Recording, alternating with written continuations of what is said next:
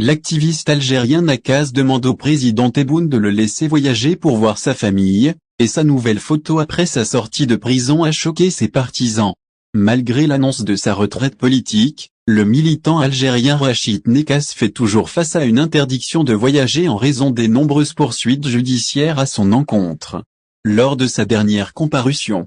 Nakaz a fait appel au président Abdelmadjid Tebboune pour qu'il intervienne afin de lui permettre de rejoindre sa famille résidant entre la France et les États-Unis, qu'il n'avait pas rencontrée depuis plus de 3 ans. Sur sa page Facebook officielle, Nakaz a apparemment fait son dernier appel après avoir récemment été libéré de prison avec une grâce présidentielle. Et le dernier post de la page,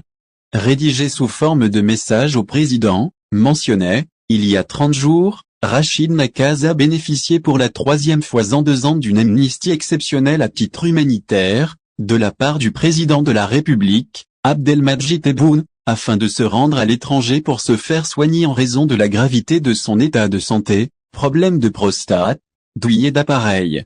respiratoire. Malheureusement, malgré la démarche sans précédent du président, selon la lettre, Rachid Nakaz reste assigné à résidence dans son village, avec interdiction de quitter le territoire national, tandis que son neveu Mohamed Nakaz qui a été incarcéré avec lui pendant 75 jours à la prison de Harrach a réussi avant son acquittement le 29 décembre 2022 à rentrer en France le 2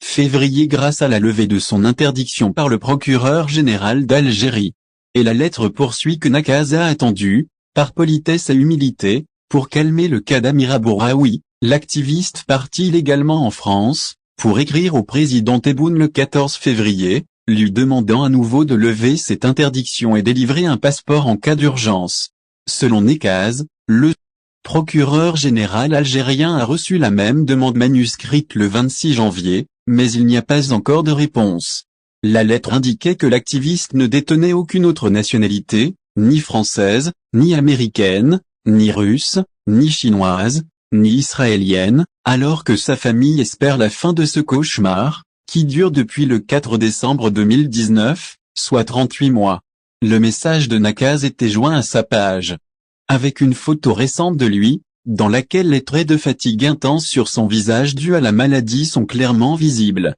Cette image en a choqué plus d'un et a conduit à une campagne de sympathie pour l'homme qui a consacré son temps ces dernières années au travail politique en Algérie, et a été exposé à beaucoup d'ennuis à cause de cela. Nakaz tente de récupérer son passeport et d'obtenir l'annulation de l'interdiction de voyager prononcée à son encontre, depuis le 9 janvier dernier, date de sa libération, sur la base d'une grâce présidentielle pour des raisons de santé probables après que son état de santé se soit détérioré et qu'il ait besoin d'une intervention chirurgicale urgente, que les médecins lui ont conseillé d'effectuer à l'étranger. La décision de grâce présidentielle est intervenue après un appel de Nakaz au président Tebboune, dans lequel il l'a informé qu'il avait démissionné en raison de l'oppression des circonstances du travail politique, s'inspirant de sa décision de l'histoire du prince Abdelkader al-Jazari pour résister au colonialisme français, il a dit. La lettre indiquait que Nakaz souhaite actuellement consacrer entièrement son temps à régler ses problèmes de santé, car il souffre d'un cancer de la prostate, de problèmes de sinus et de système audio, ainsi qu'à écrire et à prendre soin de sa famille, qu'il a mentionné avoir abandonné en États-Unis depuis 10 ans et ne s'était pas rencontré depuis 3 ans. En raison de sa volonté de contribuer à la construction d'un État démocratique en Algérie, a-t-il déclaré. Ces dernières années, Nakaz a fait face à 3 affaires, dans la dernière desquelles il a été acquitté de l'accusation d'agression contre la police, qui remonte à la période des grands rassemblements pendant le mouvement populaire. Mais les affaires les plus graves auxquelles Nakaz a été confronté sont celles dans lesquelles il a été condamné par la cour d'appel criminelle de la capitale algérienne, au milieu de l'année dernière, à 5 ans de prison, pour incitation à prendre les armes pour s'opposer à la loi sur les hydrocarbures. Depuis une dizaine d'années, l'homme pratique la politique en Algérie, essayant d'imaginer de nouvelles méthodes pour séduire les jeunes à sa parole à travers des sites de communication. Pour son ambition d'entrer dans l'arène présidentielle, il a décidé de renoncer volontairement à sa nationalité française afin de se présenter aux élections présidentielles en Algérie, mais il en a été empêché 2 fois en 2014 et 2019 en raison de conditions constitutionnelles liées à son lieu d'élection.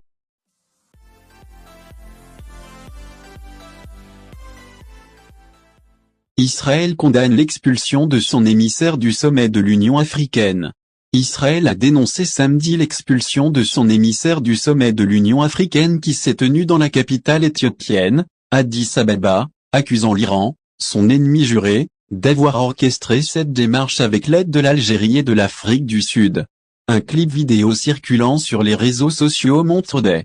gardes escortant Sharon Barley, adjointe aux affaires africaines au ministère israélien des Affaires étrangères, devant le sommet de l'Union africaine à Addis Ababa. Un porte-parole du ministère israélien des Affaires étrangères a qualifié l'incident de grave, notant que Barley était un observateur autorisé avec une carte d'entrée. Il est triste de voir l'Union africaine otage d'un petit nombre de pays extrémistes comme l'Algérie et l'Afrique du Sud, poussés par la haine et contrôlés par l'Iran, a-t-il ajouté. Le porte-parole a ajouté que les pays africains devraient s'opposer à ces actions qui nuisent à l'Union africaine et à l'ensemble du continent. En réponse à une question sur les accusations d'Israël contre l'Afrique du Sud et l'Algérie d'être derrière ce qui s'est passé,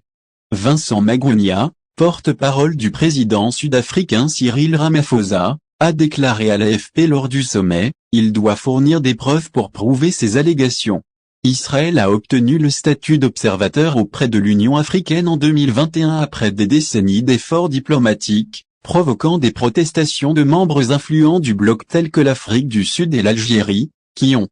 déclaré qu'ils contredisaient les positions de l'Union africaine en faveur des Palestiniens. L'année dernière, l'accréditation d'Israël en tant qu'observateur auprès de l'Union africaine a suscité un mécontentement, les Palestiniens demandant son retrait. Le sommet de 2022 a suspendu une discussion sur l'opportunité de retirer l'accréditation d'Israël et a formé un comité pour étudier cette question. La polémique a commencé lorsque Moussa Faki, président de la Commission de l'Union africaine, a accepté d'accréditer Israël en tant qu'observateur, ce qui a déclenché une polémique au sein de cette instance, qui valorise l'importance du consensus. L'Union africaine n'a pas précisé si le statut d'Israël en tant qu'observateur serait discuté lors du sommet de cette année.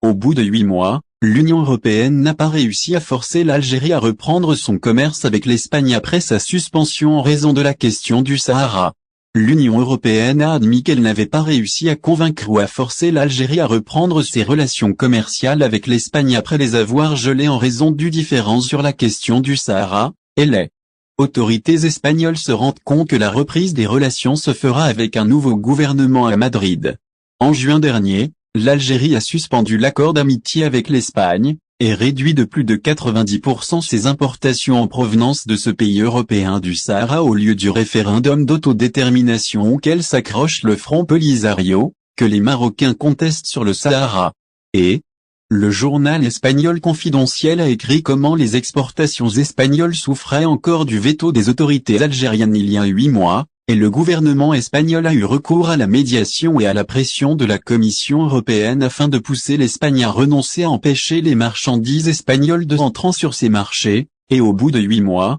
la Commission a admis en échouant à forcer l'Algérie à changer de position, l'Algérie a rejeté toutes les médiations européennes pour influencer sa décision. Dans une interview au journal espagnol Periódico del Mediterráneo, Denis Rodnet, le directeur adjoint en charge du commerce à la Commission européenne, a exprimé son inquiétude face à la décision algérienne car elle nuit à la politique commerciale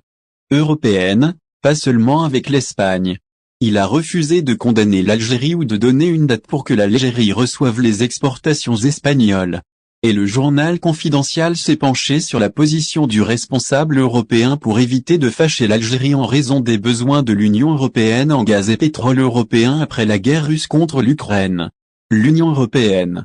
a abandonné le soutien de l'Espagne dans son différend avec l'Algérie sur les exportations commerciales, et des pays comme la France, en particulier l'Italie, ont profité de la crise pour compenser les exportations espagnoles. L'Algérie avait annoncé son intention de geler les relations diplomatiques avec l'Espagne et de cesser d'en importer jusqu'à ce qu'un changement de gouvernement ait lieu à Madrid. L'Espagne n'a pas lancé de guerre diplomatique et médiatique contre l'Algérie, et s'est contentée d'exprimer sa volonté de reprendre les relations bilatérales sur le principe du dialogue et du respect mutuel.